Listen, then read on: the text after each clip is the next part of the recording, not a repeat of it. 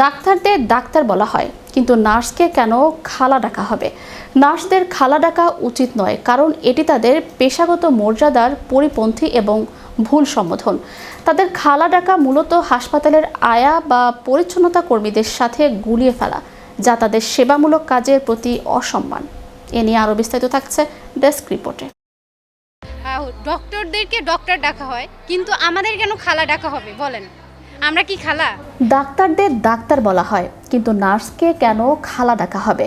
নার্সদের খালা ডাকা উচিত নয়, কারণ এটি তাদের পেশাগত মর্যাদার পরিপন্থী এবং ভুল সম্বোধন। তাদের খালা ডাকা মূলত হাসপাতালের আয়া বা পরিচ্ছন্নতা কর্মীদের সাথে গুলিয়ে ফেলা, যা তাদের সেবামূলক কাজের প্রতি অসম্মান। এইচএসসি পাশ করার পর 3 বছরের কোর্স এবং 6 মাসের ইন্টার্নশিপ শেষ করার পরেও যদি নার্সিং শিক্ষাকে কেবল এইচএসসি সমমান ধরে রাখা হয়, তবে তা বৈষম্যমূলক।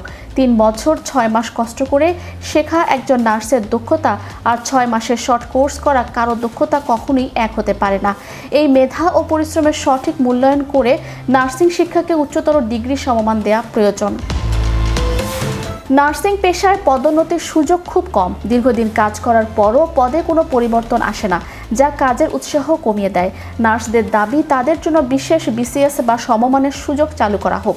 এতে করে তারা নিজেদের মেধা ও যোগ্যতা প্রমাণ করে উচ্চ পদে যাওয়ার সুযোগ পাবেন। হাসপাতালের নার্সরা প্রায় নানা ধরনের হয়রানির শিকার হন। বিশেষ করে হাসপাতালের কিছু দালাল নার্সদের ছোট করে কথা বলে এবং সম্মান দেয় না। নার্সদের নিরাপদ কর্মপরিবেশ দেয়া এবং দালালদের উপদ্রব বন্ধ করা জরুরি।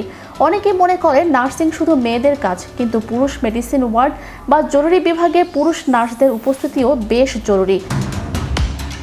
বর্তমানে 90% নারী ও 10% পুরুষ নার্সের যে অনুপাত রয়েছে, তা পরিবর্তন করে ছেলেদের অংশগ্রহণের সুযোগ আরও বাড়ানো উচিত।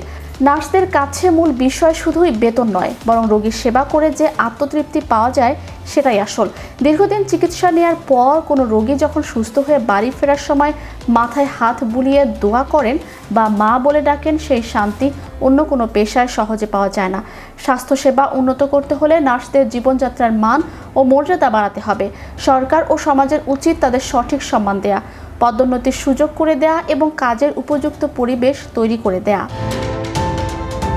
Channel Europe news desk.